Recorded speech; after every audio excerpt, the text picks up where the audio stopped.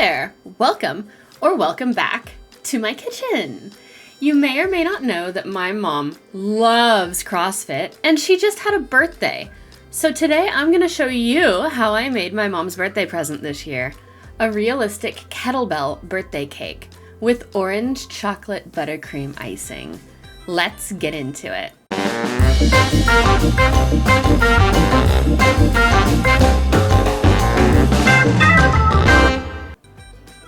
For this recipe, you will need to make the cake itself. We'll do a simple yellow cake recipe with 4 cups of all-purpose flour, 7 teaspoons of baking powder, 2 teaspoons of salt, 3 cups white sugar, 1 cup shortening, 6 eggs, 2 cups of milk, non-dairy is fine. I used almond milk today because that's what was in the fridge, and 2 teaspoons of vanilla.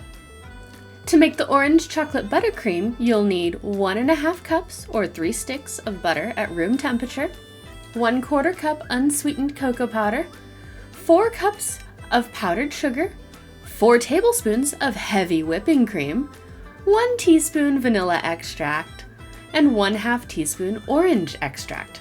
You will also need about a block of gray fondant, so that's about 2 pounds, and about 3/4 block of black fondant, say 1.5-ish.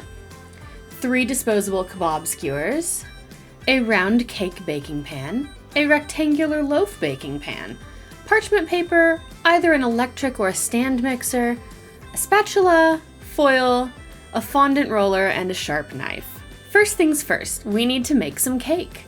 We're gonna make 3 round cakes and 1 rectangular one to make sure our kettlebell is the right shape. Let's get baking. Preheat your oven to 350 degrees Fahrenheit and prepare your cake pans by greasing them and also lining them with parchment paper. Combine the flour, salt, and baking powder and set aside. Beat the sugar and shortening until it is light and fluffy. Add in the eggs one at a time, mixing thoroughly after each addition. Next, add the flour mixture alternately with milk, beating just to combine. Add the vanilla at the very end with just a quick mix. Pour your cake batter into the prepared pans and bake until a toothpick comes out clean, about 40 to 45 minutes. When the cakes are done, they'll need to cool. I let them cool at room temperature for about a half hour, then into the freezer they go. This is important because we want them to hold their structure when we are trimming them down to kettlebell shape. While the cakes are chilling, let's start on that orange chocolate buttercream. I don't say this lightly, but this particular frosting recipe is to die for. It has always been a crowd pleaser. Making this frosting is similar to making my basic vanilla buttercream, but with a few extra elevations. You'll start, of course, by beating your butter, and only the butter, for about 7 minutes until it turns a whiter color, because you want to add air to it in this step. Then add in the unsweetened cocoa powder and the heavy cream. Mix, mix, mix. Add in the powdered sugar and beat it, beat it, beat it. Add your extracts last. Voila! Fancy orange chocolate buttercream. Somehow we need to turn this amalgamation of sugary confection and baked goods into a kettlebell. I'm using a turntable, but you don't need one. It just helps. Slap some icing on the center of a cake board and center one of the round cakes on it. Make a layer of icing, pipe around the edge, then fill in the middle, and add another round cake. I'm not leveling the cakes because I want a rounded finish. If we were making a wedding cake, we wouldn't skip this step, but we're making a kettlebell. Continue until you have all 3 round cakes stacked. The final cake will be the one that you bake in the loaf pan. Flip it over and ice the flat side of the rectangular cake, and then turn it back over and center it on top of all the other layers. It's time to get carving. Since a kettlebell is round, we'll want to take away a bit of width from the very bottom of the cake and smooth out some edges on top. Save everything you cut off the cake because we will need it.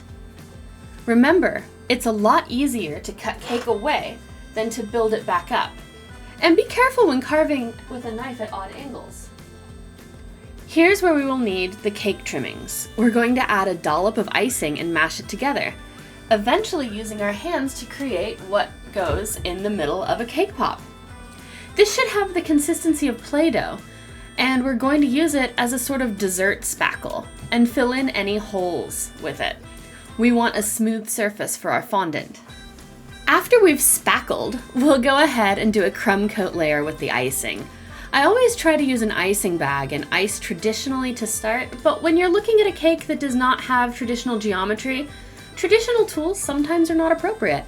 I ended up using a smaller spatula that gave me greater control in smaller spaces, especially with the upwards angle at the bottom of the cake. It's also quite cold here in the winter, and the buttercream did not initially want to flow. I could have heated it up with a heat pack, my hands, a warm towel, but I'm not a patient person, and this technique works just fine for a crumb coat. Once you've got your crumb coat done, nice and smooth, and looking like the kettlebell, minus the handle, stick it back in the freezer so it holds its shape.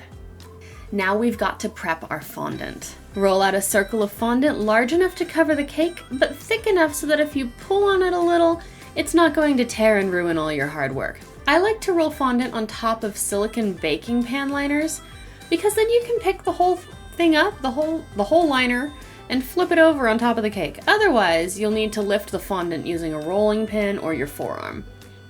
Center it on the cake and then gently start from the top and work your way down, smoothing and stretching it until you get the smoothness and roundness of a specific well-loved piece of gym equipment. Once your kettlebell is covered, trim the edges and set the cake aside. Now that your cake is a fondant cake, it needs to stay outside of the fridge, or you run the risk of the fondant sweating, losing structure, and becoming sticky. With your cake set aside and drying, it's a great time to make the decorations. To make the label and handle have a similar texture to grip tape and neoprene, I rolled my black fondant on a slightly bumpy cutting board. Cut out a rectangle for the label, then in gray, I used the trimmings from the base color on the cake. Cut out Mom. You can also put an age on the label, like how a kettlebell is labeled with how heavy it is, but out of respect for my mom, I didn't want to put that on the internet. I also needed to make a frame for the handle. I used a painter's tape to connect 3 kebab skewers, then covered it all with foil and shaped to what I was looking for. Then I rolled out some black fondant on my textured cutting board and cut it into strips that looked like grip tape. I wrapped those strips around the foil and Bob's your uncle, or handle, I guess, if we want to name this handle Bob. Then stabbed the kebab ends that are sticking out of that handle into the top of the cake. If your handle is a little wobbly, add a little black fondant around the base of each attachment point. To finish assembling the cake, wait until the fondant on the main part of the cake is dry and sturdy. Paint a little water to the back of the label and stick it on where you want it to go. The fondant turns into a kind of glue when you have water added. And there you have it, a kettlebell cake. If you liked this recipe and want to see more like it, don't forget to give this video a thumbs up and click subscribe. It's free! I also have other free recipes and other videos right here or over here. Thank you so much for watching, and I will see you in the next one.